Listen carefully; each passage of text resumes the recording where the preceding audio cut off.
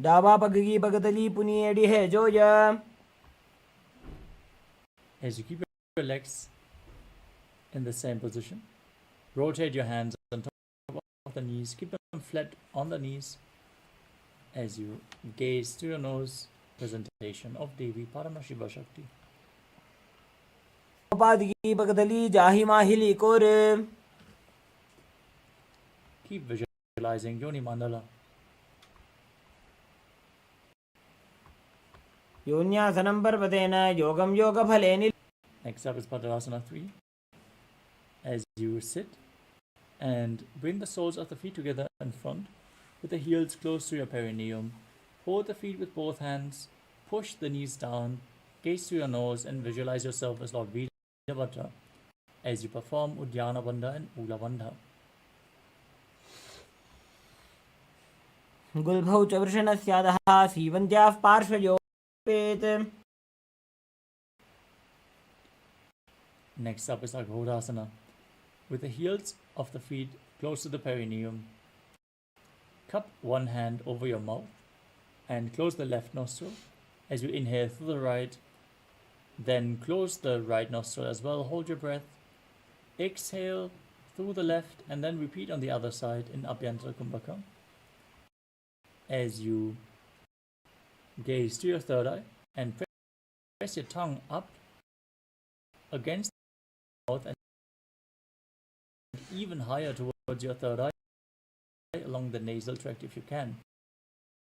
In Kechari Mudra, visualize yourself as a Nagori as you do so. Yogi je soji.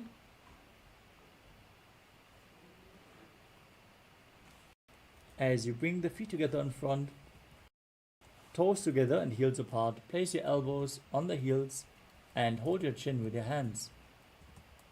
Now, gaze to the tip of your nose, perform Uddiyana Bandha and Mula Bandha. Exhale fully as you breathe in Narechaka Kumbhaka and visualize yourself as a female elephant drinking water.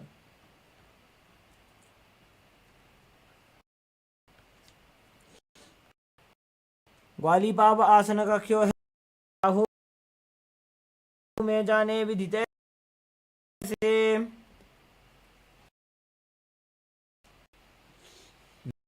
Next up is Pavasana. As you sit with the knees raised, arms between the thighs and calves, interlace your fingers and lift your feet off the mat. As you gaze to the nose, visualize Swamiji in your inner space. संयुतम. Next up is Gopi Chandasana.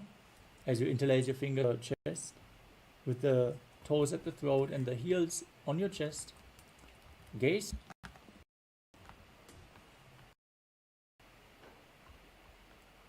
पूर्व विधिपका का अंगूठा कंठ को पराशे. Now with the soles of the feet together, scoop your hands below and hold the feet with interlocked fingers as you bring your chin down on the soles, lifting the feet up high.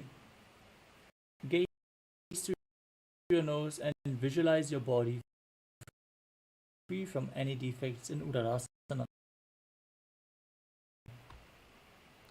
दो भगतली संबुटटाने उभयहस्तकरी वृदहिताने.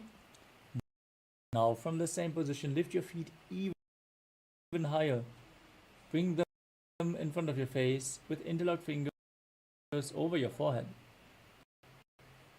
Visualize yourself excelling in everything in Vishishtasana.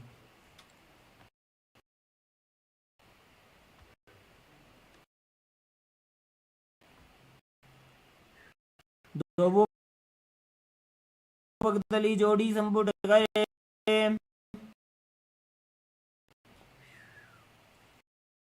Next up is Pujasana. From a seated position, lift both legs over top of the respective shoulders. Bring your arms underneath your legs and up, interlacing your fingers around the back of your neck. Now visualize yourself as a cobra as you perform the Mula Bandha. शिरासनं विज्ञेयं कक्षासनमतः परम्.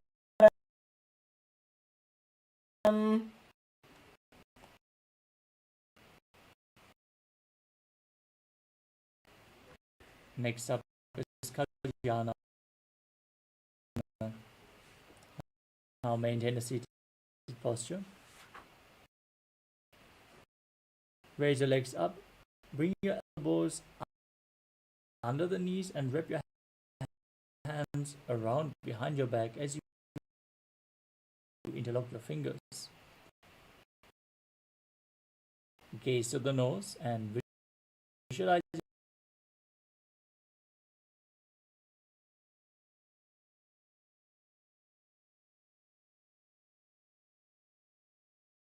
yourself as a beautiful, auspicious goddess in Kalyanasana. दो हाथ पगों नीचे आने, तिनको घोड़ा नीचे ठाने. Next up is Sankatasana. Now place the top of the left foot flat on the mat as you sit down on the left heel. Stack the right knee on top of the left. As you place your hands on the opposite knees, gaze in Vaishnavi Mudra without focusing on any external objects, only focusing on the object within. As you visualize yourself as an elegant swan, breathe in Ujjayi Pranayama, making an ocean-like sound with your mouth as you contract your navel region and perform the Mula Bandha as you do so in Sankatasana. वामपादं चितेर्मूलं सन्न्यस्य धरणीतले. Next up is Dhenukasana. Now slide the heel on which you're sitting outside the hip. Sit down on the ground. Keep both hands on top of the top knee. Visualize a cow in your inner space as you perform Uddiyana Bandha and Mula Bandha. अनुशाकीनकारपञ्चडं वृषीलिन्दकल्यं neem. Next up is Machandrasana. Now place your right foot on top of the left thigh and the left foot on the right knee. Bring the left arm behind your back and reach for the opposite thigh. Once you the opposite thigh as well. As you gaze to your third eye and visualize Swamiji in your inner space.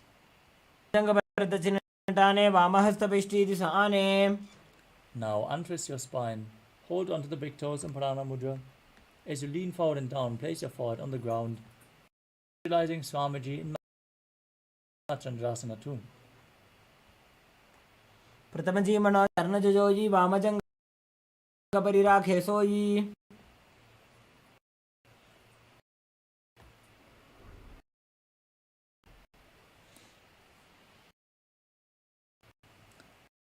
Now maintain the same position.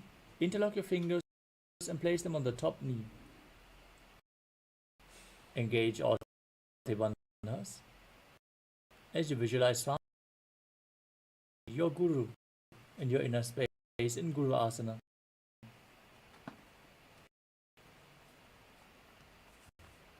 ऊरुमूलेतरपादस्य कनिष्ठिकाप्रदेशगुल्भं संस्थाप्य. Now place the right foot flat on the mat and sit on the right heel as you stack the left leg over top of the knee. Now place your hands on opposite knees. Visualize yourself as an elegant swan in Sankatasana on the other side.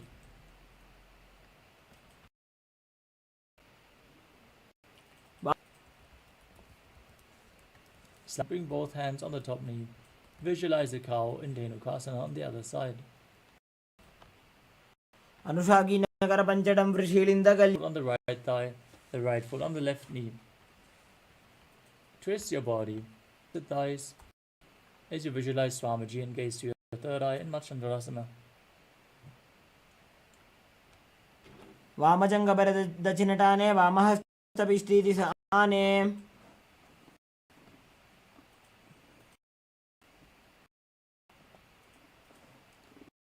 Now untwist your spine. Hold on to the big toes and lean forward and down in Machandrasana too.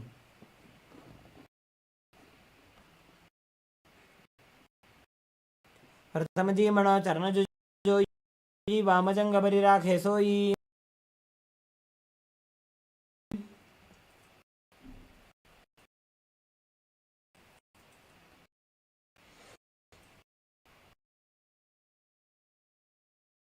Interlock your fingers, place them on the top knee. Engage all the bandhas as you visualize.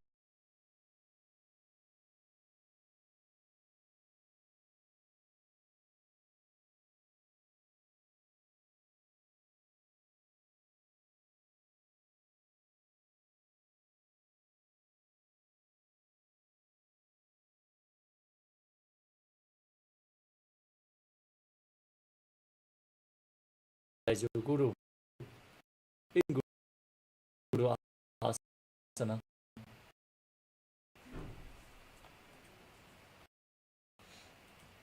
Urmule Idrabadasya Kanishtika Pradeshugulbham Samsthapya.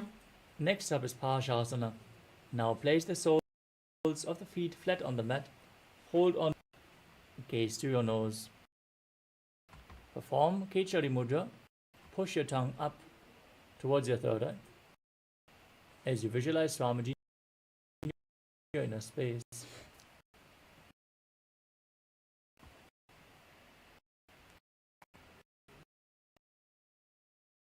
Padatale Bhuma Janu Nidhaja Viparita Hastabhya Uru Saita Jangeni Badhya.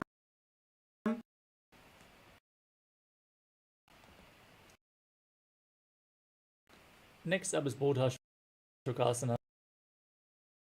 From the same position, hold on to opposite wrists.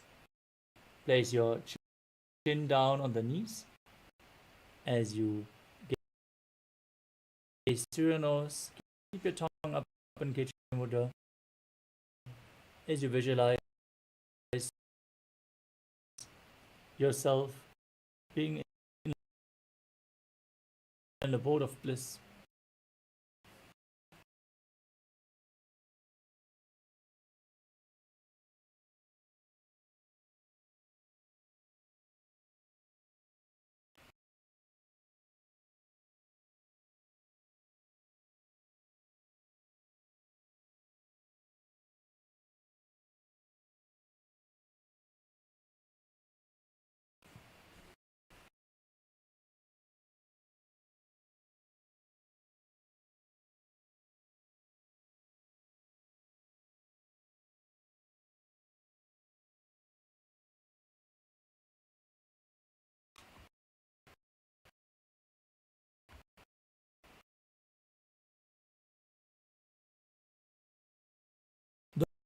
Dovu Bhagavad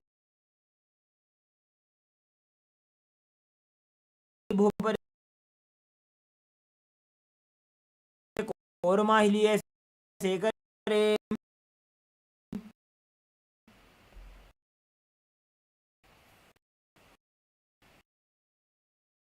Next up is Kudakatasana. From the same position, bring your arms underneath the knees and hold on to opposite elbows. Pull your knees in towards your chest. Gaze to your nose as you visualize Swamiji in your inner space.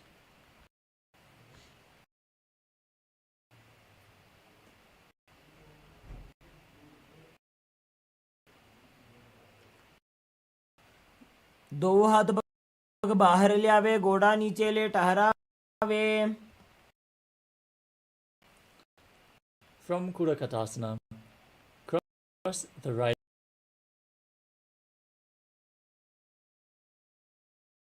over the left with the toes pointing up. Keep holding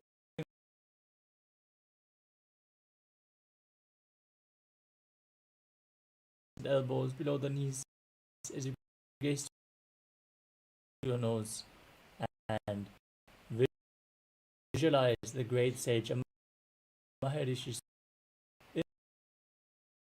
in Sumati Asana.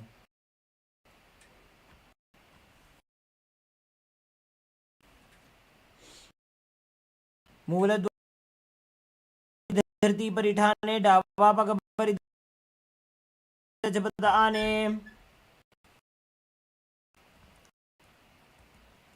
Now stretch your legs straight forward and interlock your fingers, raising them straight up above your head with the wrists pointing outwards.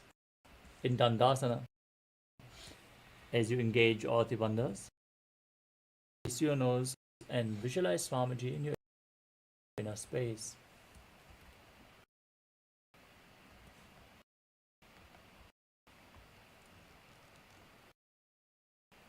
इदानीं गर्भिणीनां योगाभ्यासो यथा लघु.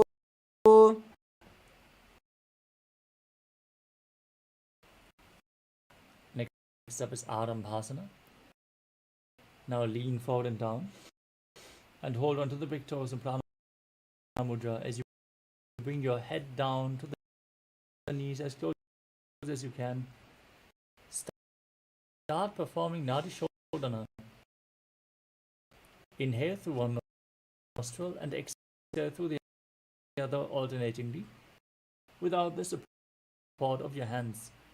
Lead the flow of your prana just by your will as you visualize Swamiji in your inner space and perform the Mula Bandha.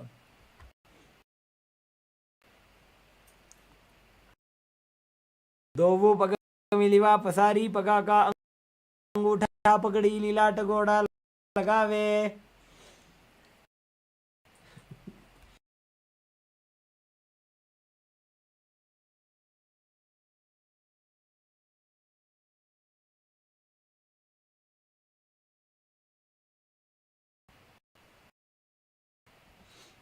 Next up is Vidukasana.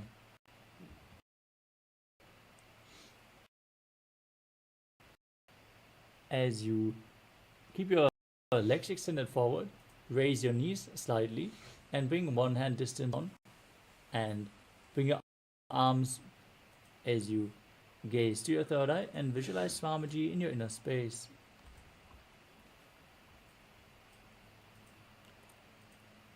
प्रथम बैसी, दो पाव पसारी, कछुक ऊर्ध को गुरुडो डारे.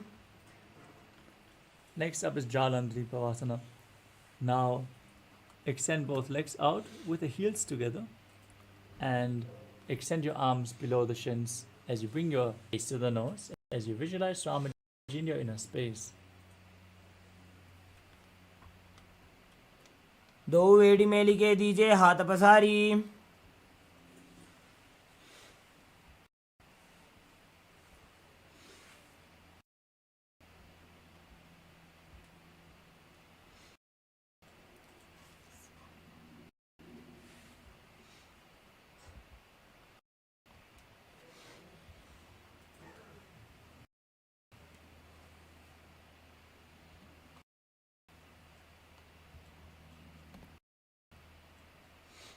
Next up is Urdhva Paschimottanasana.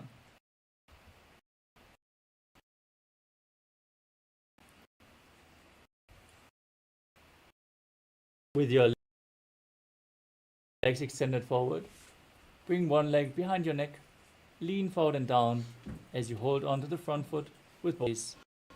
As you perform the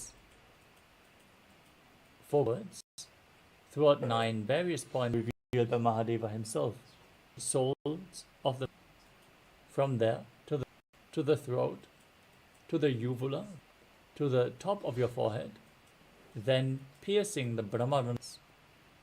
Now perform the Mula Bandha as you breathe deeply in Pratyahara Pranayama.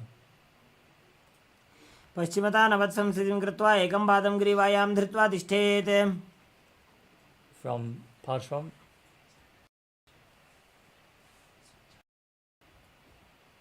from Ardha Paschimottanasana, Urdhva Paschimottanasana, lay back with the legs still behind your neck. Hold on to the foot with the opposite hand as you visualize yourself as infinite, endless, eternal, Ananta. Keep focusing on the upward flowing prana in Pratyahara Pranayama, performing Anantasana.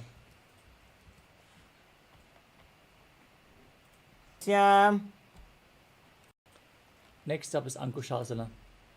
From Anantasana, rest on the elbow of the hand holding onto the foot. Lay on your side as you roll.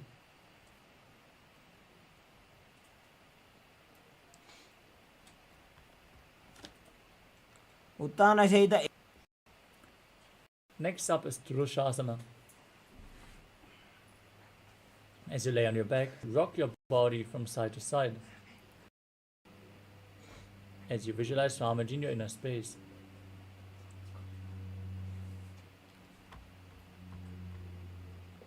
उत्तानशयनं जानुनी हृदयवष्टम्भ. Now again, extend your legs out forward. Hold on to the front foot with both hands as you repeat Urdhva Paschimottanasana on the other side. पश्चिमता नवत्संस्थितिं कृत्वा एकं पादं ग्रीवायां धृत्वा तिष्ठेत्. Now lean back.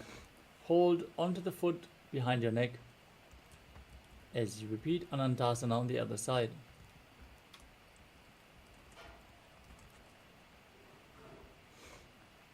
उत्तानशयनी एकैकं Pai ग्रीवायां विन्यस्य. Now roll onto the side as you are in complete control in Ankushasana.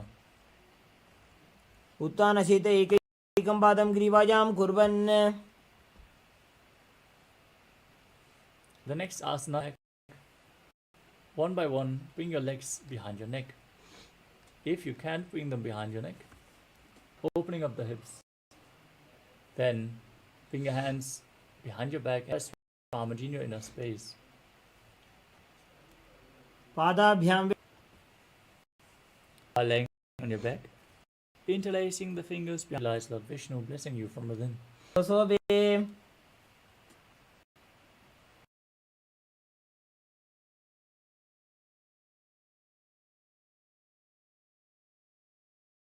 As you lay on your side at shoulder level towards your chest, gaze to your third eye.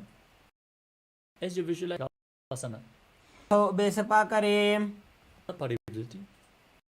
Perform all three steps and then we will arm your arms out to the side. This is the neutral position. And extend the opposite leg down. Once bend both knees to the side. Second step.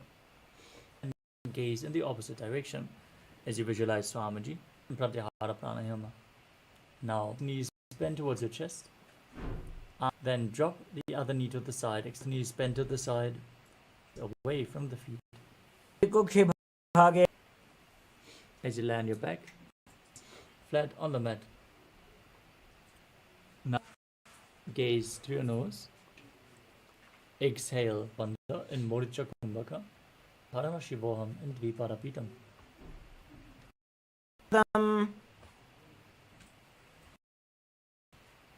Next up is Paryankasana. As you lay on your back with shoulders, hands flat on the mat, fingers pointing towards your feet, and raise your hips up high. As you visualize yourself being sturdy as stone furniture, breathe calmly through your nose into Sahasrara Kumbhaka and perform the Mula Bandha. उत्तानशयनं हस्ततलाभ्यां भूमिं वष्टभ्य. Now lower your body down and bring your knees in towards your chest and place your hands on the respective shoulders. As you move your hips in a circle, visualize yourself as a dog playfully rolling around on its back in Shvotanasana.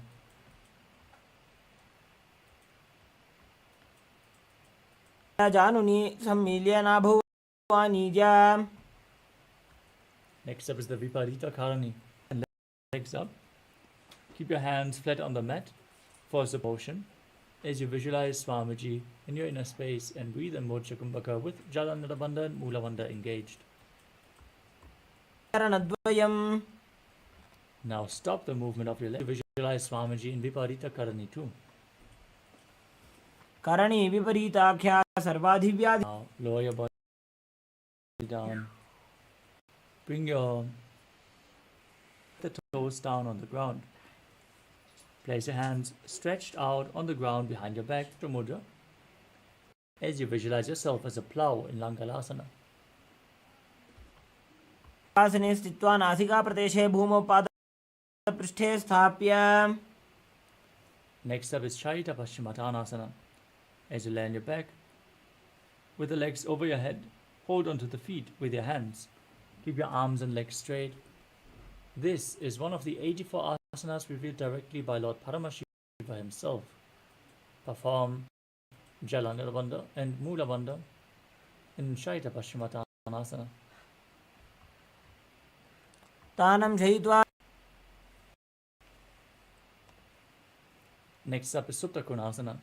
From the same position, bring your hips over the shoulder to the side as you visualize Swamiji in your inner space. परिवृत्ते कुक्षे भागे त्रिदाहि परिकीर्तितः. Bring your legs back together as you hold onto your ankles. Roll onto your back, keeping the arms and legs straight as you visualize yourself chakra, a wheel, in Chakrasana. वासनस्तद्वौ पादौ कुर्यान्मस्तकतः परौ. Next up is Supta Prasarita Parangushtasana. As you extend your legs up straight above your body, hold on to the big toes in Prana Mudra, and then open your legs wide to the side as you visualize Swamiji in your inner space. उत्तानपादं क्रौञ्चं च मरीचिं वीरभद्रकम्. Now join your feet back together and keep visualize Swamiji in Supta Parangushtasana. उत्तानपादं क्रौञ्चं च मरीचिं वीरभद्रकम्. Next up is Matsyasana. From Supta Parang, and then lay down flat with your arms open. Gaze to your nose as you visualize. तानशयनं चरेत्. Next, with the legs in Padmasana, laying on your back, place the back side of the right gaze to the nose as you visualize Lord Rama in your inner space. प्रथमकरे पद्मासन आचे सुधोसो वे भूपरिपाछे. Sarvangasana. Laying on your back with the legs in Padmasana, lift your head back with the elbows down, support your body as you gaze to your nose and visualize संक्षेपात् सर्वांगासनम् उत्तमम्. Asana. As you lay on your back, pull the other knee in towards your chest, the fingers forward, visualizing yourself. प्रथमशयनसु As you repeat Vrishchikasana on the other side. सुदशीर्षकेशिके सन्ति सुदाखे. Interlock your fingers behind your head as you pull one knee in towards your chest back and forth and Sahadra Kumbhaka and engaging the Mula Bandha. अंगुलिभ्यः कन्दरां बद्ध्वा. As you place your hands next to the hips, your ears with the knee in your inner space. अनुद्वयं पर्यायेन कर्णयोः. Next up is a vrika, holds of the feet flat on the ground and then as a wolf as you perform the उत्तानश. Next up is Lutasana as you and completely roll over. Repeat this again and again as you visualize Swamiji in your inner space and finally complete.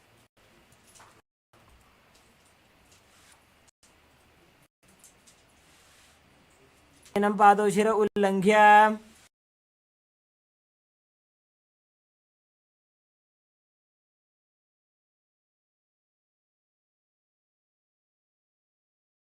From the prone position, we move on to Saradhasana. Extended, hands, contract your lips and make a whistling sound like a flute while inhaling a chariot, carrying warriors into a battle for Dharma on your chariot back.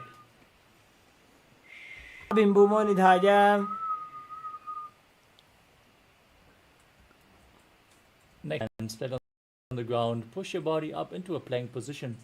Jump your feet back and forth in between the body and mind. हस्तद्वयं बद्ध्वा तन्मध्ये चरणद्वयम् उड्डानैव बहिरानि. From a standing position, place your hands on a wise 60-year-old elephant. अथ च अत्यासनं वक्ष्ये येन जाति स्मरो भवेत्. Up is the Lolitika Karana. Now stand with your knees bent and feet pointing outwards.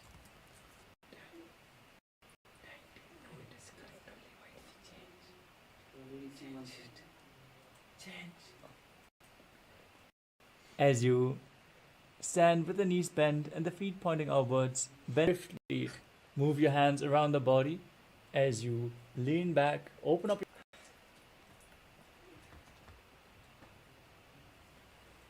Is Sarabhasana. Now tie your feet with a rope if you have a rope available, and then stand erect, hands touching the thighs as you perform the Mula Bandha. Visualize your Kundalini Devi. अथ सर्पासनं वक्ष्ये वायुपाणाय केवलं शरीरं दण्डवत् तिष्ठेत् रज्जुबन्धस्तु पादयोः. Next up is Ushtra Sadhanasana. As you lean forward and down from a standing position, hold onto the big front with both hands. Step your feet on your hands and walk around, visualizing your मुष्टिकनिष्ठिका प्रदेशेन. Now from the same position, hold the feet, visualizing yourself as a horse in Ashvasana. निधाय उपरि पादतले संस्थाप्य. Next up is Kapota Nitakasana, and pull the hands down towards your calves as you open up your chest widely. Bring your soaring bird diving in rapid speed head first. पादतले भूमौ निधाय पृष्ठभागेन हस्तौ जङ्घापर्यन्तं नीत्वा. Next up is the Tala Push, the palms together in Namaskara Mudra.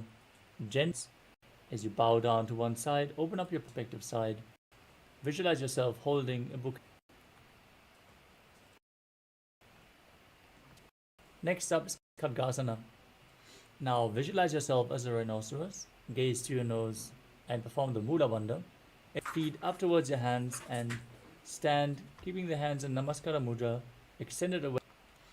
नुजसरतमासनं कृत्वा पादतलाभ्यां भूमिं धृत्वा. You can hold weights if you want to intensify this asana. Now sit down all the way, stand back up. Do this again and again as you get. पुनः पुनः उत्थातव्यमसित. Next up is Musalasana. As you stand up above your head as a mace.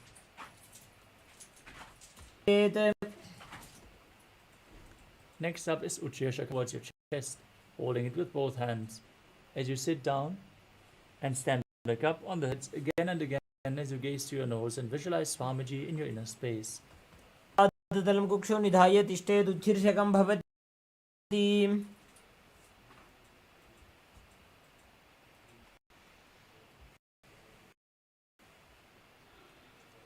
Next up is Padashvajanukarana, with the knee bent, and pull the other knee in towards your arm with a hand in a fist. As you place the other hand with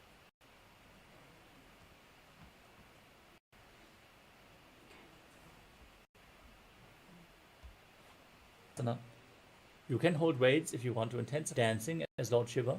And sit down and stand back up. एकेन पादेन स्थातव्यं ताण्ड. Next up is Brahmanasana. As you place the left foot, relax by the sides and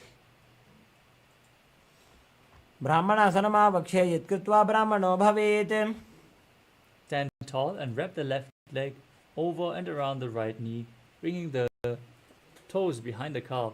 As you bring the left arm underneath the right and bring your hands in Namaskara Mudra. Visualize yourself as Lord Garuda as you perform the Mula Bandha in Garudasana 3. उत्तानकूर्मपीठं च सिंहस्गारुणमेव च. Next up is Ekapadasana. Now bring one foot to the opposite thigh and keep your hands relaxed by the knees as you visualize Samadhi in your inner space. दक्षाङ्घ्रिं वामपादस्य जङ्घोपरि निधाय च. The post-up posture. Now stand on the right leg as you hold on to the big toe of the left foot and extend the leg out to the side. Now rotate quickly on the standing leg as you visualize yourself as the North Pole Star. एकेन हस्तेन दण्डरूपस्य एकस्य पादस्य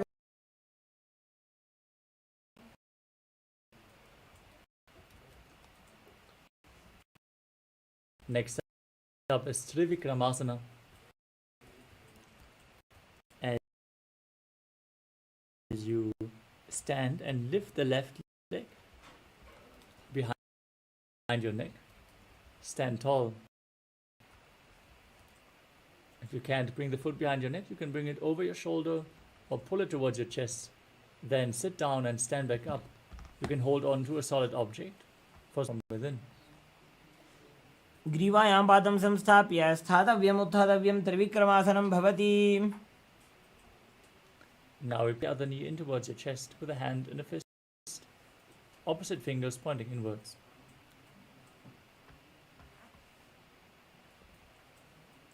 Now visualize yourself fiercely dancing as Lord Shiva as you repeat Dandavasana on the other side.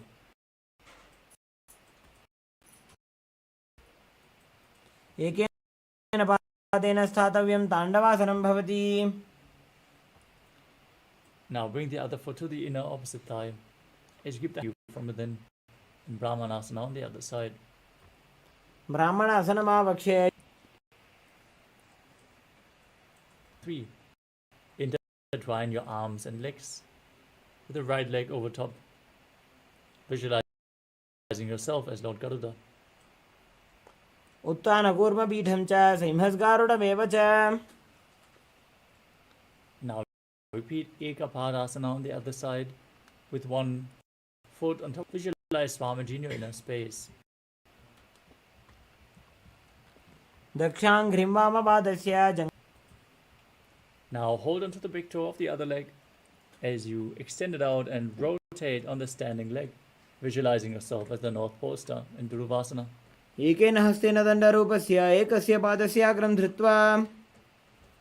Now bring the other leg behind your neck as you then perform the 3 steps of Lord Vishnu, standing, sitting down and standing back up in Trivikramasana on the other side. ग्रीवायां पादं संस्थाप्य स्थातव्यम् उत्थातव्यं त्रिविक्रमासनं भवति.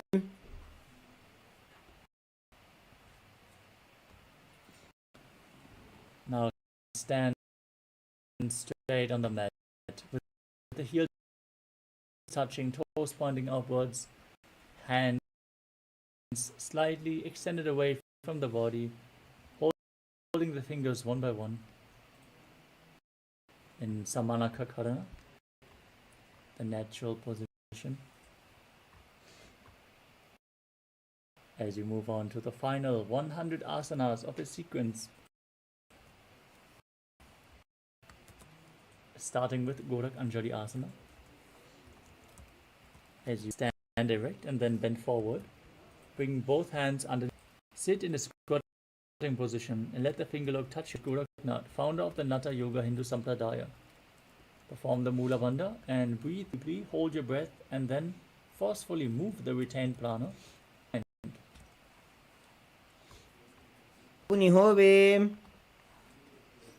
Next up is kanchas and calves, and then wrap them around behind your butt. Squat down, hold your hands behind a space.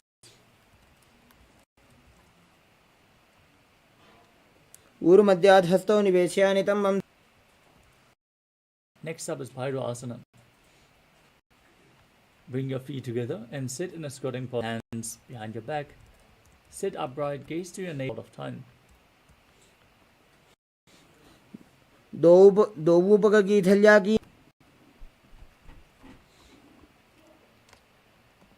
Squat all the way down to the ground. Keep your feet together, toes apart. Bring your elbows up close to the head as you join your hands behind your head with the fingers pointing down in Anjali Mudra.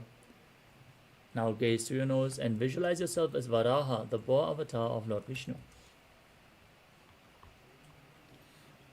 पागदली की माहिली core मिलाजी फना पानी उकड़ मोड़ वैसे. Next up is Pripitasana. As you hold onto the big toes in Prana Mudra, keep your arms straight as you bring your hips to the same level as your knees. Visualize Swamiji in your inner space as you perform the Mula Bandha. पार्श्वद्वयसं मील्या स्थित्वं नितम्बं जानुप्रदेश आनीज्य. Next up is Bakasana. Now place your hands flat on the ground, shoulder width apart. Bring your elbows onto your arms towards your armpits. Lean forward until you find balance, then lift the feet off the mat, visualizing yourself as a crow. हस्ताभ्यामवनिमवष्टभ्य. Next up is Sushtanga Kapali Asana. Now place your hands shoulder width apart. Bring the crown of your head to the mat, knees on the arms, and then lift your legs up, crossing your legs into Padmasana. Now gaze to your nose as you visualize Swamiji in your inner space. आसन को गणकपाल आछो होई. Next up is Guptasana. Now sit in a kneeling posture, in between the heels, with the toes touching behind your body. With the hands on the thighs, gaze to your nose, and visualize you are sitting in the secret seat with Paramashiva and Guru. Perform the Mula Bandha as you do so. जानुर्वोरन्तरे पादौ कृत्वा पादौ च गोपजेत्. Next up is Vrikshasana too. Now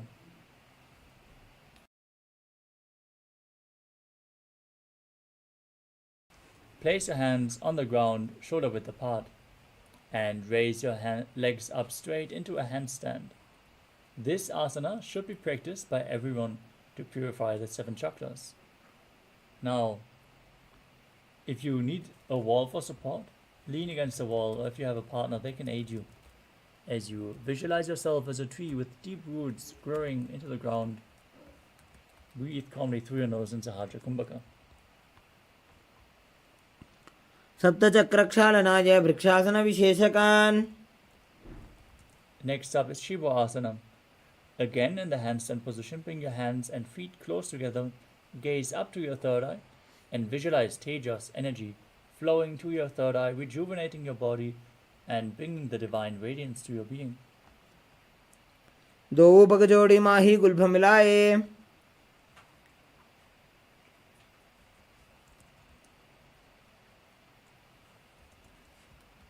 Next up is Matsyasana too. Now place your hands shoulder width on the ground, step your feet back into a plank position, and then lower your body down and push it back up again and again as you visualize yourself as a fish. निब्जशयनं कूर्परो पार्श्वभागायाम् ऊर्ध्वकृत्य. Lower your body down onto your stomach. Keep the hands on the hips and lift your head and chest from left to right as you visualize and move your body like a snake in Sadapasana too.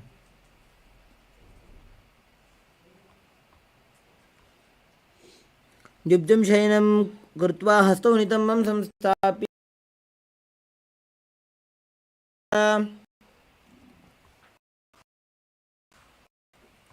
Next up is Nidalambanasana. you lay on your stomach with your hands in Padma Mudra, the Lotus Mudra. Elbows on the mat in front of you. Hands holding onto your chin with the toes extended backwards. Feel self-supported and completely independent as you calmly breathe through your nose in Sahadra Kumbhaka. कराभ्यां पंकजं कृत्वा तिष्ठेत् कुर्परया सुधीः. Next up is Chaturasana. As you lie on your stomach, place your hands flat on the mat in front, bend your knees, and straighten your arms close to your upper back. Gaze up from the sun rays.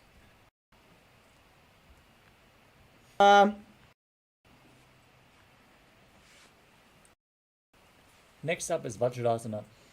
Now sit on your knee, perineum, on the heels with the perineum. Extend your arms forward. Place your palms and your forehead on the ground in front of you as a weapon of Indra, symbolizing your indestructibility.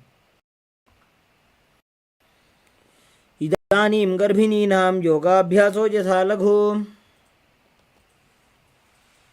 Now with your hands, raise your hips up high into Gajasana and then alternate striking the ground with one hand as you visualize yourself as गजासन संस्थितो एकैकं बाहुं भूमौ ताडयेत्.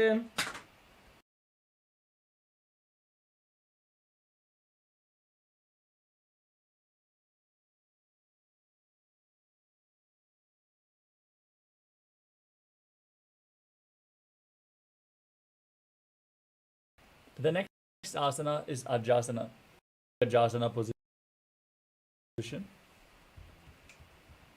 Raise your legs up high and then slowly lower your forehead down towards the mat.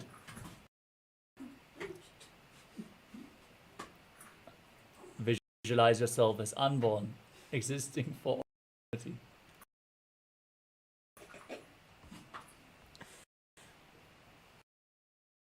गजासन संस्थितो द्वयमन्तराळे कृत्य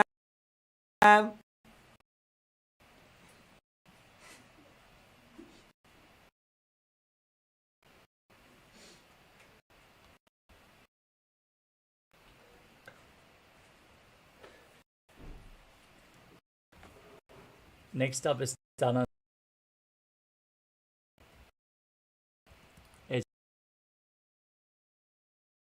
With your heels on your heels with the legs together to the big toes and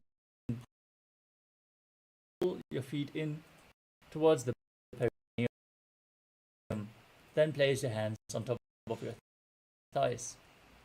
Now to your nose, visualize Swamiji in your inner space and breathe in Ujjayi Pranayama, making an ocean-like sound with your mouth as you keep your navel region contracted. पूर्व विधि परिहाता की काकसी से फना शरा मोड़ी. Next up is the Angamuttanam. Now interlace your fingers in front. Move your hands from left to right, up, down, in all directions, giving massage to various different joints and muscles. As you then interlock them behind and repeat the same, visualize Swamiji in your inner space and perform the Mula Bandha. हस्तयोः अङ्गुलीर्बद्ध्वा हस्तयोर्मध्यात् सर्वमङ्गं निष्कासयित्वा. Next up is Garudasana form. As you sit on your heels in Vajrasana, turn your feet outwards so the toes point to the side. Keep your thighs and knees resting on the ground as you keep your spine straight, hands on the knees, and visualize yourself as Lord Garuda flying Lord Vishnu and Lakshmi on his back in Garudasana form. जङ्घोरुभ्यां धरां पीड्य स्थिरकायो द्विजानुनाम्. Next up is Ananda Mandirasana. As you sit with the legs folded back, toes pointing backwards with the knees open wide, place the front of your buttocks on the ground to your third eye as you visualize yourself residing in the blissful space of a temple. अथ वक्ष्ये वीरनाथ आनंदमंदिरासनम. Next up is Mandukasana 2. Now sit with the knees wide, feet overlapping on your ankles. Keep your hands underneath the knees as you keep your tongue up against the palate of your mouth in Mandukya Mudra as you visualize yourself as a frog catching the nectar of immortality with your frog tongue. Perform Udhyana Bandha and Mula Bandha and internally chant the Mahaakasha.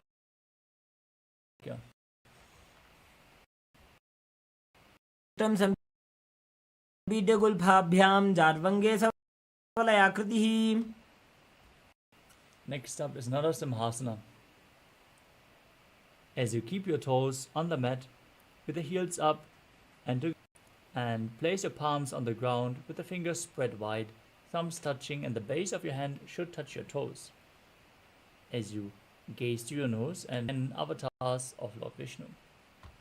Stretch your tongue out and exhale forcefully as you gaze to your nose. दो फणापाणि होए वैसे AD Mailer गुदानि वैसे समशरीरनि काट हरावे NASA अग्र दृष्टि को ल्यावे.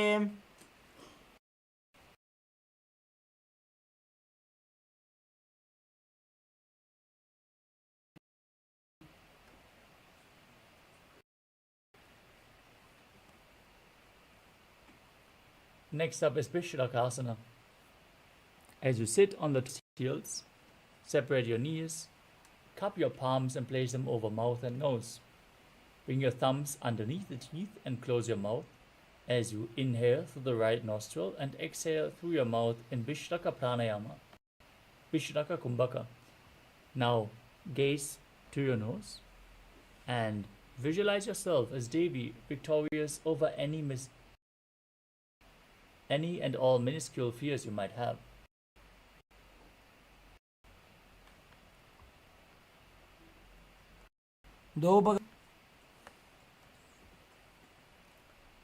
The next asana is Mahaakasha. Now keep the soles of the feet together. Sit down on your heels, bend your elbows, bringing your fingers towards your armpits. As you imitate a monkey scratching itself, visualize yourself as a playful monkey. Gaze to your third eye. Perform the Mula Bandha. दो पगदली संपुट आने तिनिगे बिष्टि भूमि पर इठाने.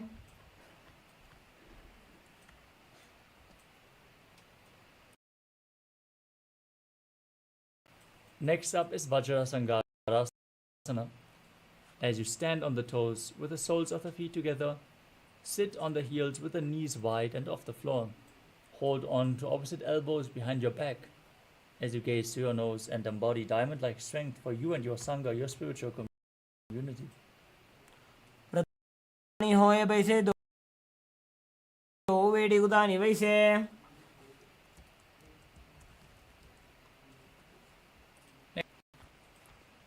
As you keep the toes down, ankle, place your palms on the mat to the sides. Gaze to your nose and mental ailments. Perform Udhyana Bandha and Mula Bandha as you do so. कृत्वा सुस्थिरो भवेत्. Next up is Kurmasana. From the same upper spine and neck, making your upper back hard like the shell of a turtle. As you, with a stable body and mind to live for centuries. व्युत्क्रमेण समाहितो ऋजुकाय शिरो ग्रीवं कूर्मासनमितीरितम्. Next up is Yoga. Fix your upper body. Gaze to your nose and visualize Swamiji in your inner space. नियम्य गुल्फाभ्यां व्युत्क्रमेण समाहितः.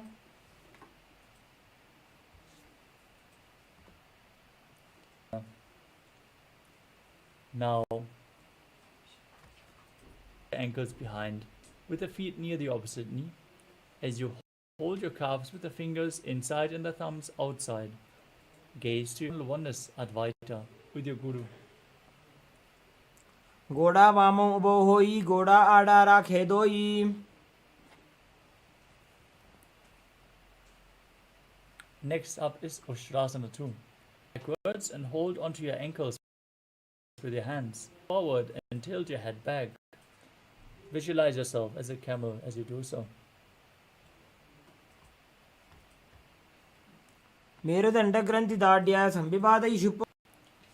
Next up is Chatyasana 2. Soles of the feet slowly lean back. Bring your elbows down to the mat, followed by the crown of your head. Now gaze to your nose and visualize yourself as a lotus blooming. दो एड़ी संपुट करे 16 मूलद्वारी धरे. Next up is Vedatasana. As you sit on your knees with the thighs and calves together, lean back and touch your back to the ground and then rise back up again and again.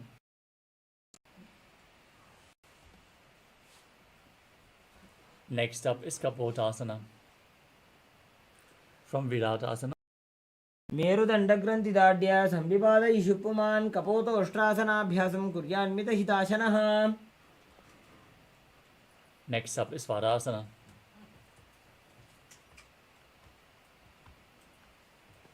As you stand upright on the knees with the toes tucked, hold your arms with opposite hands as you gaze to your nose. This is the boon-fulfilling posture. Now receive your boon from Paramashiva. Visualize Paramashiva and internally chant Om Nithyananda Paramashivoham in Vadasana.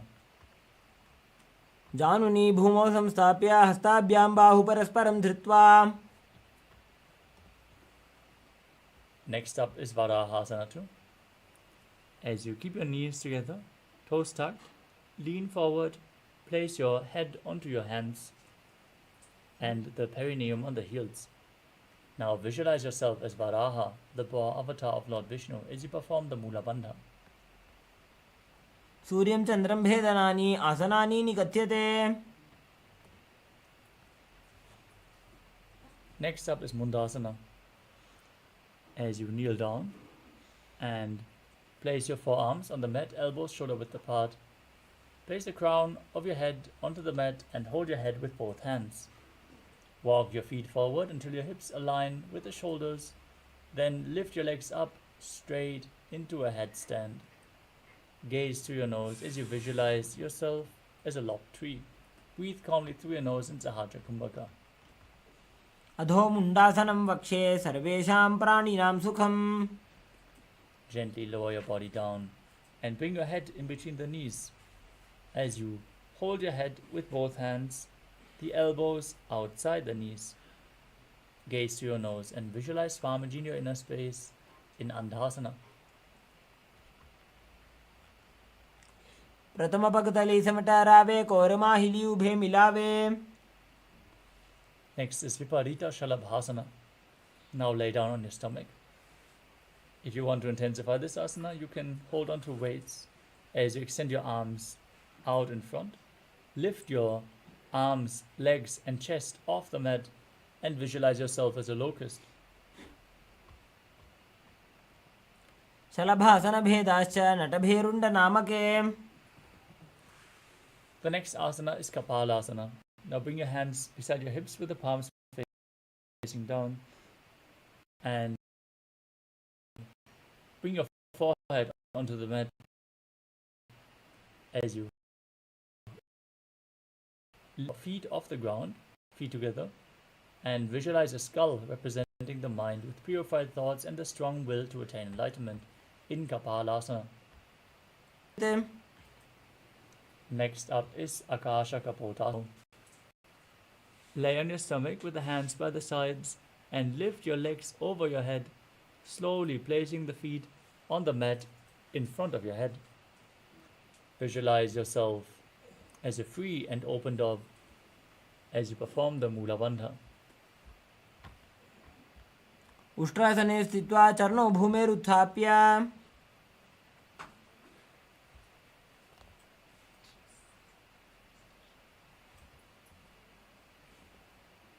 Next up is Chatakasana. As you sit on your knees, bring your chest down so your navel touches the knees. Bring your forearms on the mat. Be sturdy and visualize yourself as a sparrow. कूर्परपर्यन्तौ हस्तौ धरामवष्टभ्य जानुनी नाभौ सङ्कुञ्च्य तिष्ठेत चटकासनं भवति. Next up is Vrishchikasana 2. With your forearms on the ground, raise your hips up and bring your legs over your head with the toes pointing, touching the back of your head. Now visualize yourself as a scorpion as you perform. प्रतिमाङ्घ्रिपार्ष्णे धृत्वा स्वशीर्षे चिबुकं विधार्यकौ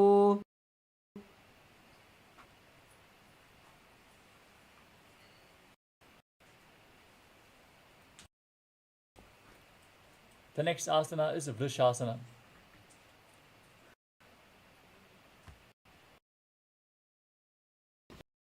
In a kneeling posture, place your perineum on the right heel as you keep the left toe pointing outward outside of the hip. Now visualize yourself as a bull as you keep your hands flat on the mat in front of you. Breathe in Antaranga Kumbhaka. Forcefully inhale through your nose. Hold your breath for a short while. And then slowly exhale through the nose again. Now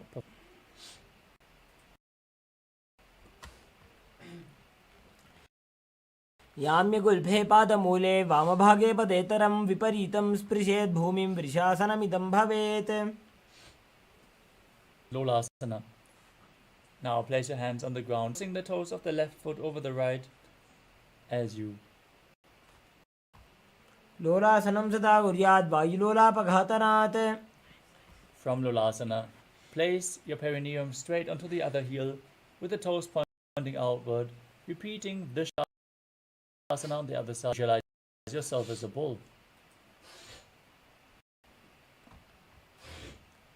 यामे गुल्फे पादमूले वामभागे पदेतरं विपरीतं स्पृशेत् भूमिं वृषासनमिदं भवेत्.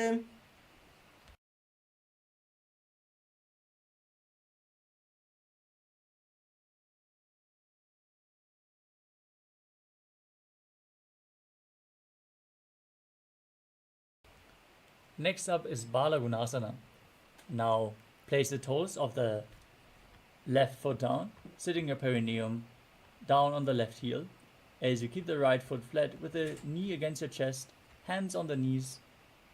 Visualize Balagunahai, one of the 84 siddhas in your inner space, as you perform the Mula Bandha. आसन को गुण जल विकार जाई.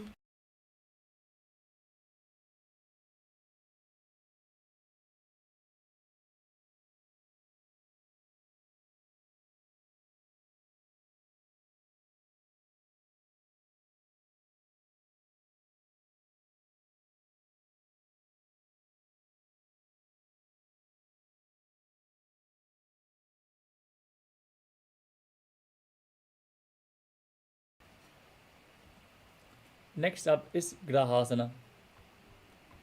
As you squat with the feet flat on the mat, bring your elbows under the thighs and wrap the hands around the shins. Hold onto the ankles from the outside as you visualize yourself as the entire planet. पादतले भूमौ संस्थाप्य जानमध्ये कूर्परौ स्थाप्य हस्ताभ्यां गुल्फप्रदेशो धृत्वा तिष्ठेत्. ग्रहासनं भवति. Now place the toes of the right foot down, sit on the right heel as you keep the left knee towards your chest, repeating Balagunasana on the other side. आसन को गुण जल विकार जाई.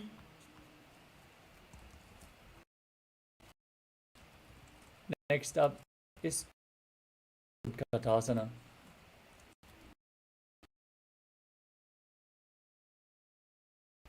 You can hold weights if you want to intensify this asana. Now squat on your toes with the heels up and the knees lifted off the mat. Place your perineum onto the raised heels and keep your hands on the respective knees as you keep your spine upright. Visualize Swamiji in your inner space. Don't forget to breathe in Antaranga Kumbhaka.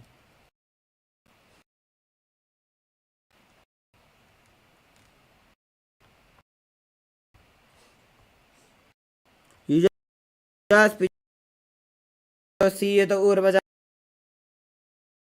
यत्रासने पाद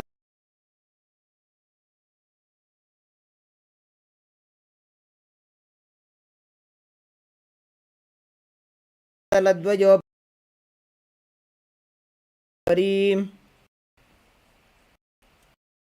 Next up is Vajrasana 2. As you sit on the toes with the perineum onto the raised heels, soles of the feet together, knees wide apart, hold onto the elbows behind your back, and visualize Swamiji in your inner space as you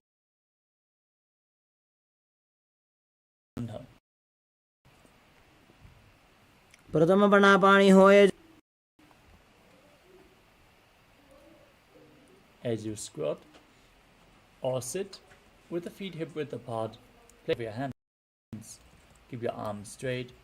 Gaze through your nose as you visualize you are able to live off of air alone.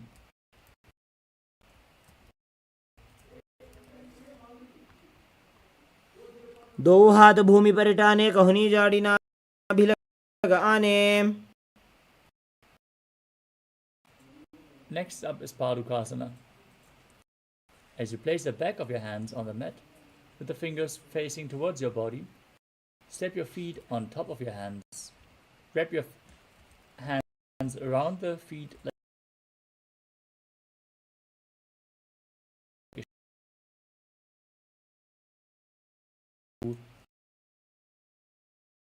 and start walking around as you visualize yourself wearing padukas, walking across India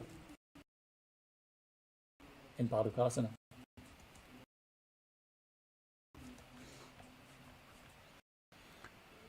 हस्ततलयोः पादतले कृत्वा तिष्ठेत् गच्छेत् पादुकासनं भवति. Next up is Kukurudanasana. As you place your palms on the mat, shoulder width apart, jump your legs up and let them fall back down again and again. As you visualize yourself as a rooster. भूमौ कृत्वा पादतले च ऊर्ध्वमुड्डानं कृत्वा.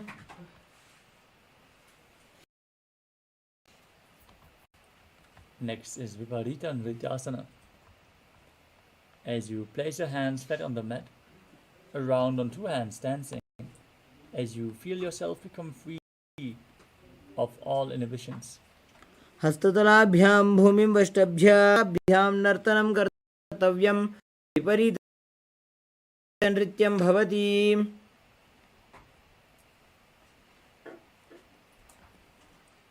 Next up is Kunjarasana. Now separate your feet and place one palm down on the mat with the arms straight. Bring your opposite hand to the head. Be stable as you visualize Swamiji in your inner space. Breathe calmly through your nose into Sahajra Kumbhaka and perform the Mula Bandha.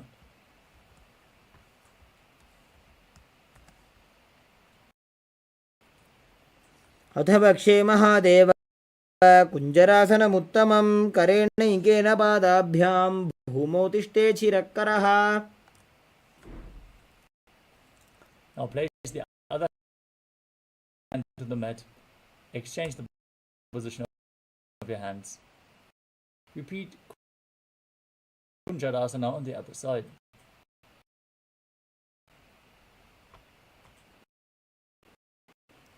अथ वक्षे महादेव कुञ्जरासनमुत्तमं करेणैकेन पादाभ्यां भूमौ तिष्ठेत् शिरःकरः. Next up is Kadambasana. As you sit on the and the heels close to your body, hold the restrictive ankles and lift your feet off the ground as you visualize yourself as a Kadamba tree, a pious tree that promotes a long life.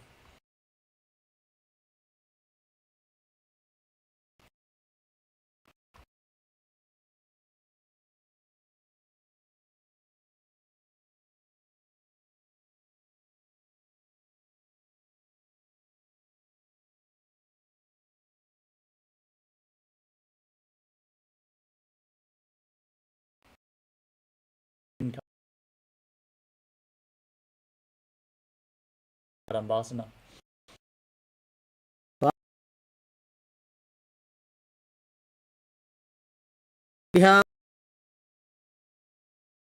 भूमिमष्टभ्य हस्तद्वयेन गुल्फौ धृत्वा तिष्ठेत् कदम्ब भवति।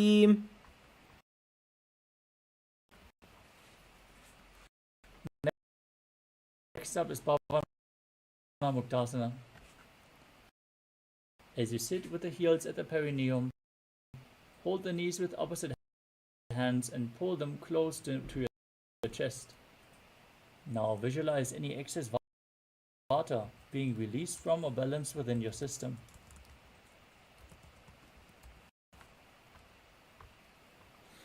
द्वयोस्तु पादयोः पाणिं लात्वा स्वस्वनितम्बके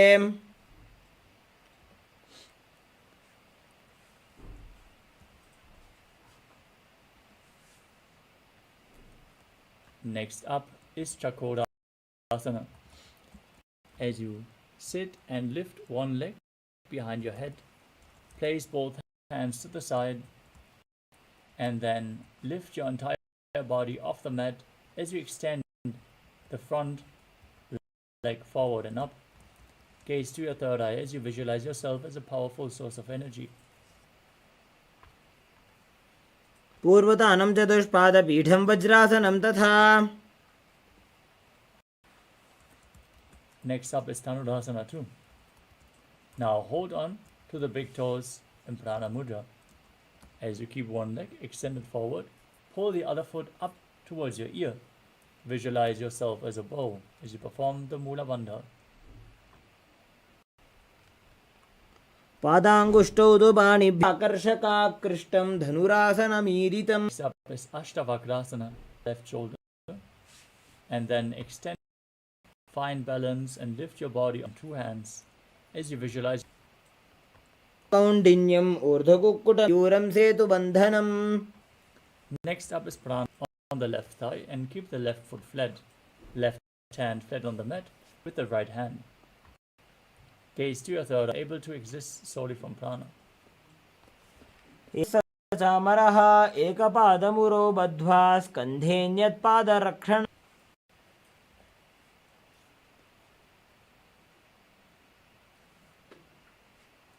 Next up is Parshvamatsyendrasana.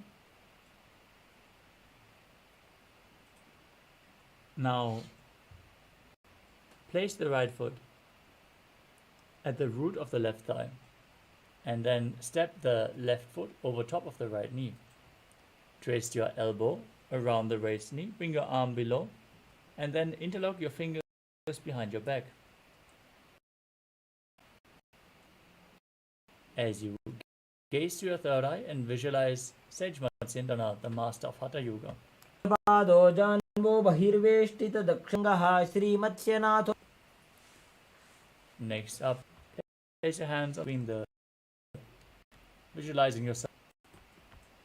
वज्रासनं तथा चकोर. Now again, other foot towards the ear as you visualize yourself.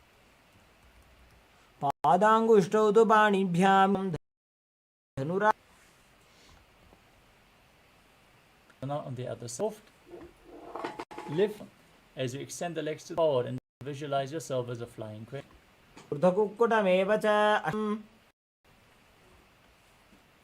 As you bring the respective shoulder beneath the waist. As you gaze to your third eye, visualize you are immortal and able to from prana in pranasana.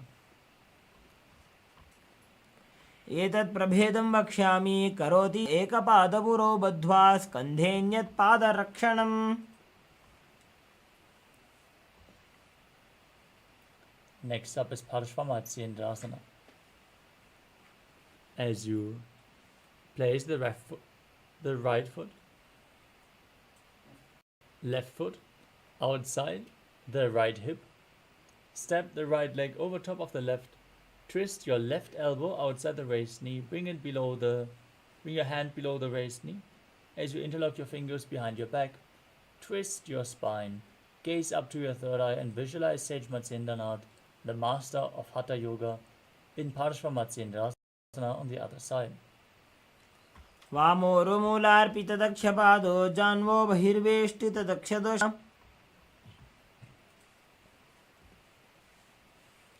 The next asana is Ardha Paschimottanasana. As you press your perineum with one heel, lean forward and down.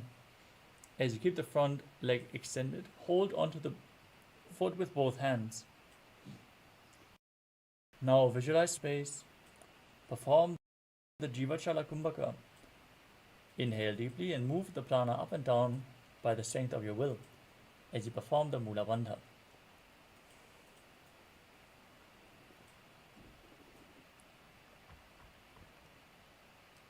एकं पादं प्रसार्य एकं पादस्य पार्श्वनासीवनी सम्पीड्य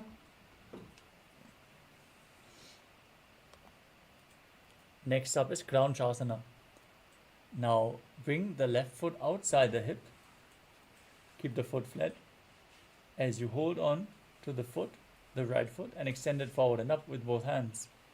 Bring it in front of your face. Keep the knees straight as you visualize yourself as a crane in Crown Shasana. उत्तानपादं क्रौञ्चं च मरीचिं वीरभद्रकं नटराजं त्रिकोणं च सुप्ताङ्गुष्ठप्रसारणे. Now press your perineum with the opposite heel as you lean forward and down, holding onto the front foot in Ardha Paschimottanasana on the other side.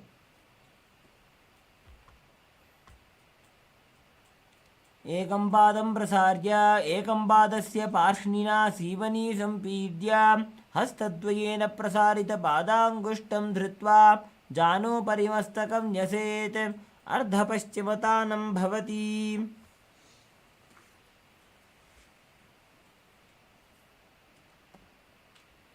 Now bring the other foot outside the hip as you hold onto the opposite foot and extend it up in front of your face, visualizing yourself as a crane, not focusing on any external objects in Vaishnavi Mudra as you perform Crown Shasana. उत्तानपादं क्रौञ्चं च मरीचिं वीरभद्रकं नटराजं त्रिकोणं च सुप्ताङ्गुष्ठप्रसारणे. The next asana is Swastikasana. Now sit with the soles in between the thighs and calves. Keep your spine straight. Place your palms on top of the knees. Gaze in Shambhavi Mudra, eyes open wide, unblinking, eternally gazing within. As you gaze to your nose, embody peace, well-being, good fortune, prosperity. Visualize a swastika as you perform the Jivachala Kumbhaka. Engage the Mula Bandha and internally chant the Mahavakya, Om Nithyananda Paramashivam.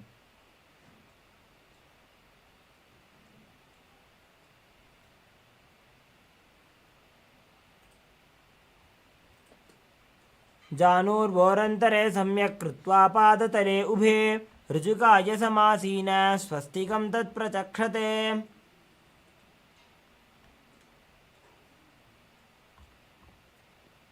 The next asana is Gorakshasana. From the same position, place your hands on the respective heels. Cover your heels with your hands as you gaze to the nose and visualize the great sage Goraknath, founder of the Nata Yoga Hindu Sampradaya, as you perform the Jalandhara Bandha, the throat lock, and Mula Bandha, the root lock. जानुर्वोरन्तरे पादौ उत्तानो व्यक्तसंस्थितौ गुल्फौ छाच्छाद्य हस्ताभ्याम् उत्तानाभ्यां प्रयत्नतः कण्ठसङ्कोचनं कृत्वा नासाग्रमवलोकयेत् गोरक्षासनमित्याहुर्योगीनां सिद्धिकारणम्. Next up is Bhagasana 2. Now bring the left heel to the perineum and place the right foot over top, stacking your ankles. Place the right foot on the left thigh. Now gaze towards your third eye. Visualize Swamiji as you meditate on Arihanta, the enlightened one, and then get ready to enter Shanmukhi Mudra. Inhale all the way and then close your mouth with little and ring fingers, the nostrils with the middle fingers, the eyes with the index fingers, and the ears with the thumbs. वामपार्श्वं गुदं संस्थाप्य दक्षाङ्घ्रिवामजगने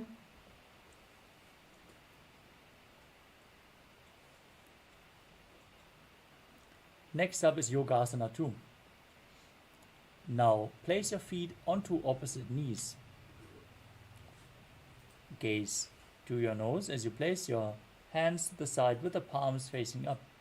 Keep the back side of your hands on the ground as you visualize Swamiji in your inner space, and roll up your tongue and keep your mouth in the shape of the beak of a crow as you breathe through the rolled up tongue in Kakachanchukumbhaka, cooling down your body as you perform the Mula Bandha. उत्तानौ चरणौ कृत्वा संस्थाप्योपरि जानुनोः आसनोपरि संस्थाप्य चोत्तानं करयुग्मकं पूरकैर्वायुमाकृष्य नासाग्रमवलोकयेत् योगासनं भवेदेतद् योगिनां योगसाधने. Next up is Urdhva Kukutasana. From the same position, rotate your hands at the side of your body. Place your hands flat on the mat and lift your entire body up off the ground. Balance on your arms as you visualize yourself as a rooster, and don't forget to breathe in Kakachanchukumbhaka. वासिष्ठमथ ऊर्ध्वकुक्कुटमेव च अष्टावक्रमथोत्तानं मयूरं सेतुबन्धनम्. Lower your body down to the mat. Keep your hands in between the thighs and calves as you sit in Padmasana. Place your hands flat on the mat, but don't lift your body up. Stay seated on the mat. Now, gaze to your nose as you visualize Swamiji in your inner space and perform the Mula Bandha in Siddha Haratali Asana. प्रथम पद्मासन को करे हस्तदो भूगोड़ासन दिधरे उभय हथेले भूधरि रागे पोछा गोड़ासन में दाखे. Next up is Hamsasana. From Padmasana, with the hands flat on the ground, arms in between the legs and thighs, lift your body off the mat and balance as you gaze to the nose and visualize yourself as an elegant swan in Hamsasana. कुक्कुटासनं स्थित्वा स्कन्धपर्यन्तं ऊरूनि नीत्वा.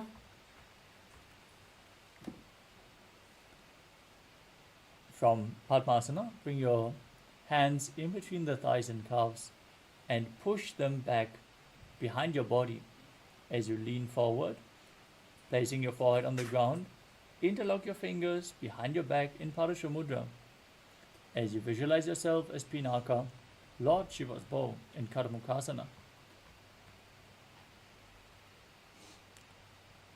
प्रथम पद्मासन को करे घोड़ा संधि माही कर धरे तरफ दूसरी कर दो आने कोन्या ऊपर संधि ले ठाने. Next up is Kurmasana 2. From Padmasana, insert both hands in between the thighs and calves, and then bend your elbows to hold on to the respective shoulders. As you visualize yourself as a turtle, having a stable body and mind to live for hundreds of years in Kurmasana 2. By जंग पर दक्षिण पावा दाई जंग पर by ल्यावा पहल्या अंश्रखा लेहाता. Next up is Granthi Bhedhasana. From the same position, tuck your chin to the chest, gaze to the nose, and rejoice, knowing you're sitting in Shiva's secret knot posture as you perform Jalandhara Bandha and Mula Bandha. अथवा क्षेनीलकण्ठ ग्रन्थिभेदासनं शुभं ज्ञात्वा रुद्रो भवे क्षिप्रं सूक्ष्मवायुनिषेवनात्. The next asana is Uttana Kurmasana. From the same position, roll onto your back as you hold on to the respective shoulders with your hands interlocked through the thighs and calves. Gaze to your nose as you embody a turtle laying on its back in Uttana Kurmasana. Don't forget to breathe in Kakachanchukumbhaka, inhaling through the rolled up tongue. कुक्कुटासनबन्धस्थं कराभ्यां धृतकन्धरं पीठं कूर्मवदुत्तानमेतदुत्तानकूर्मकम्. Now sit back up into Padmasana. As you place both hands in between the thighs and calves, keep one palm on the mat and hold the wrist of that hand as you push your body off the mat, balancing on one arm. Visualize yourself as a rooster as you do so in Bhangu Kukkudasana. कुक्कुटासने स्थित्वा एकेन हस्तेन अन्यस्य मणिबन्धं धृत्वा. Now place the other hand flat on the mat. Hold its wrist. Lift your body up. Repeat Bhangu Kukkudasana on the other side as you visualize yourself as a rooster. कुक्कुटासने स्थित्वा एकेन हस्तेन अन्यस्य मणिबन्धं धृत्वा हस्ततलेन भूमिं विष्टम्भ. Next up is Gridrasana. From Padmasana, place your elbows on your toes. Interlock your fingers in Parashu Mudra. Rest your chin on the knuckles as you press your thumbs towards your throat. Now visualize you have gone beyond all greed and covetous as you perform the Mula Bandha. जानोर्वोरन्तरे पादौ उत्तानो व्यक्तसंस्थितौ गुल्फौ छाच्छाद्य हस्ताभ्याम् उत्तानाभ्यां प्रयत्नतः. Next up is Padmasana 3. Now place the backside of one hand over top of the other with the palms facing up. Gaze to your nose. Engage all Tribandhas, Mahamudra Bandha. Contract the perineal floor. Pull your stomach in and up and tuck your chin to the chest as you contract your throat. Gaze through your nose and visualize Swamiji in your inner space.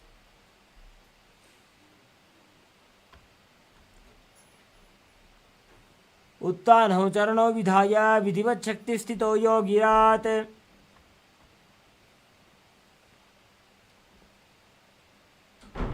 Next up is Padmasana 4. Now place your hands on the respective knees, palms flat. Gaze to your nose.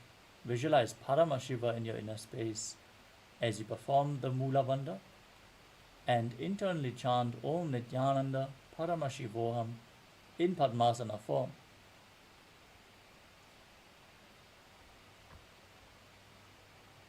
एतत् पद्मासनं कुर्यात् प्राणवायु प्रसिद्धये शुभासनं सदा ध्यायेत् पूरयित्वा पुनः पुनः. Next up is Karmakasana 2. From Padmasana position, keep one hand on the respective knee.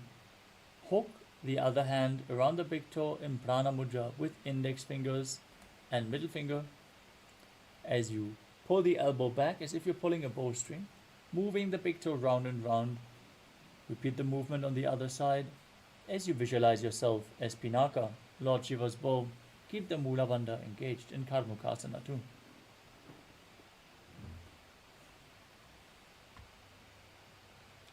अथान्यासनमावक्षे योगपूरकरक्षणात् कृत्वा पद्मासनं पाद अङ्गुष्ठजङ्घयो स्थितम्. Next up is Karmakasana 3. Now sitting in Padmasana, cross your arms behind your back and hold on to the big toes in Prana Mudra. As you gaze to your nose, visualize yourself as Pinaka, Lord Shiva's bow, and engage all Tribandhas, Mahamudra Bandha.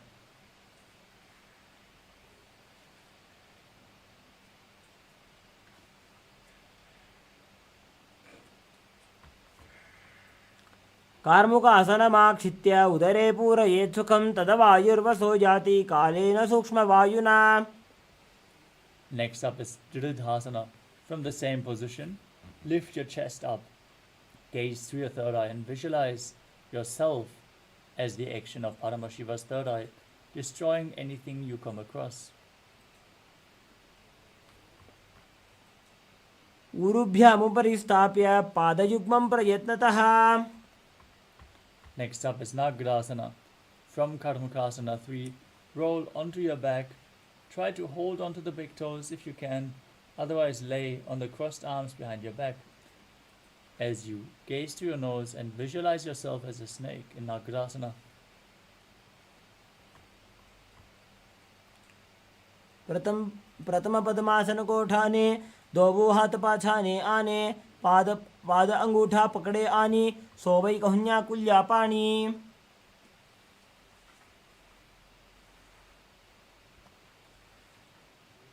Next up is Kandukasana.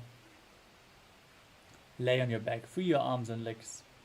Pull your knees in towards your chest, lift your feet off the ground, encircle your knees and calves with your hands, interlocked in Padusha Mudra.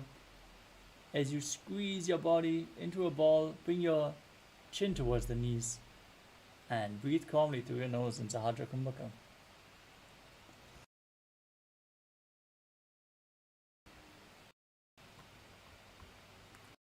वेत्रासने स्थित्वा हस्तपादानि निष्कुष्य ऊर्ध्वं नजे। Now keep the feet flat on the ground. Interlock your fingers behind your neck. As you lay on your back, gaze to your nose and visualize Swamiji in your inner space. Perform the Mula Bandha, calmly breathe through your nose and internally chant the Mahavakya Om Nithyananda Paramashivam in Urdhva Pavanasana.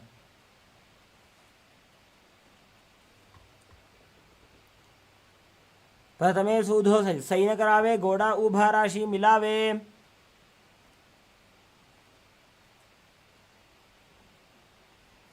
Next up is Mahaakasha Bhairava. As you lay on your back with the feet flat, bring the upturned palms underneath your heels and then push your hips up high. Contract the perineal region, tuck your chin to the chest as you breathe in Murcha Kumbhaka with Jalandhara Bandha engaged. Visualize yourself as a powerful alpha ape. वामपार्श्वं उत्तानशयनं पादतले उत्तानहस्तयोः स्थापयेत्। Now place your hands to the lower back and lift your hips up high. Keep your elbows on the ground, bearing the weight of your body. As you point the toes, gaze to your nose and visualize Swamiji in your inner space in Uttana Shikhi Pitakasana. जंघोरुबलहीनश्चेत् उत्तानशिखिपीठकम्। Now as you lay on your back, raise your legs up high and then keep the hands flat on the mat to support your body balance in this position. Engage Jalandhara Bandha and Mula Bandha as you visualize yourself blissfully traversing through Naraka Loka unscathed in Narakasana.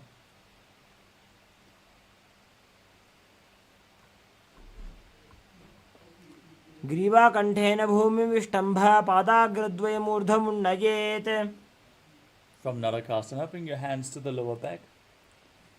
Keep your legs straight and then slowly lower and anchor them as you keep your core engaged.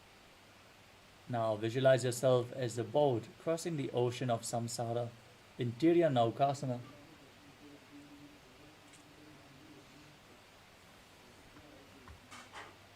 नौकावत् स्थित्वात् ऊर्ध्वं पादाग्रद्वयं नयेत्। Now place your hands back on the mat. Be straight, stable like a flagpole as you visualize yourself as the Kailasa flag, respected across all nations in Rajasana.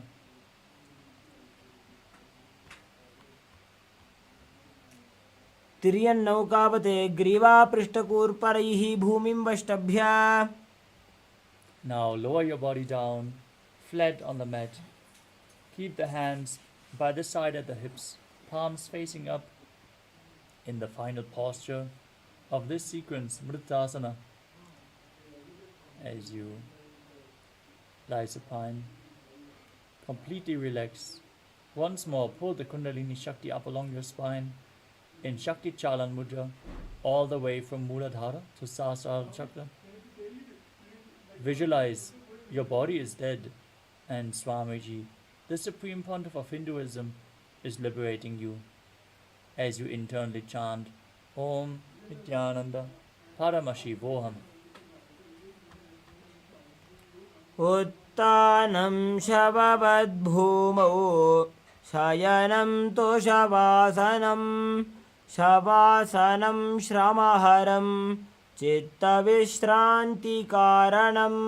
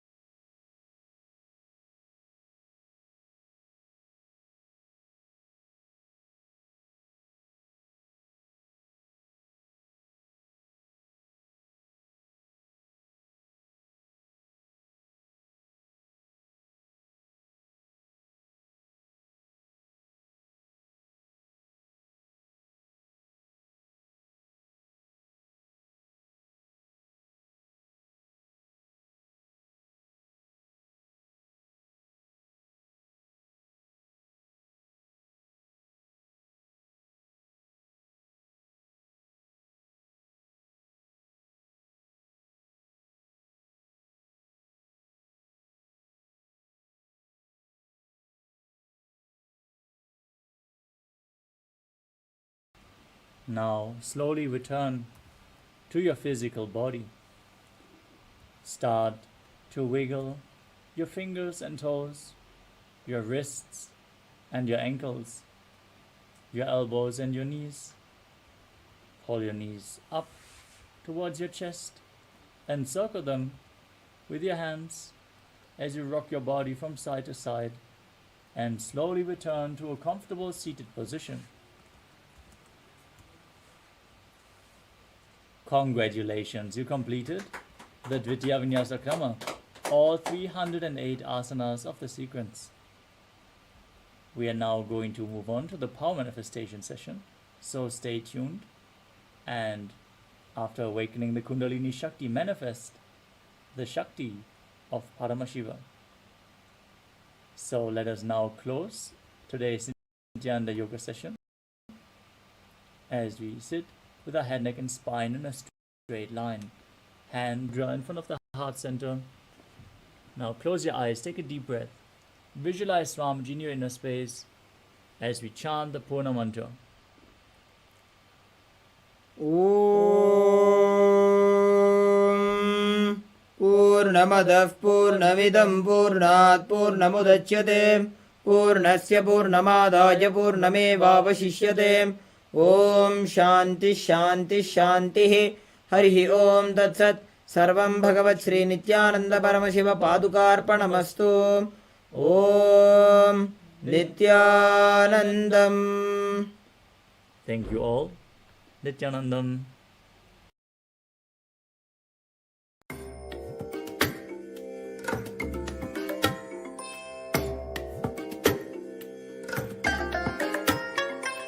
I bless you all. Let you all open all your three eyes and manifest the powers of Mahaakasha Shiva. Om Nithyananda Paramashivam. Om Nithyananda Paramashivam. Om Nithyananda Paramashivam.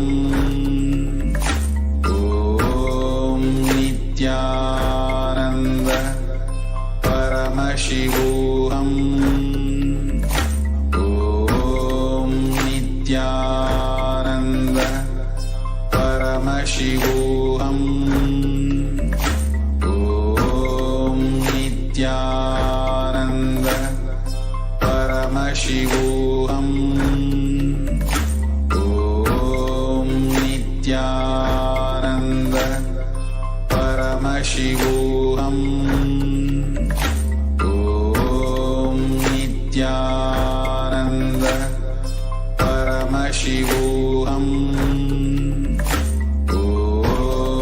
Nithyananda Paramashivam. Om Nithyananda Paramashivam. Om Nithyananda Paramashivam. Om Nithyananda Paramashivam. Om Nithyananda Paramashivam. Om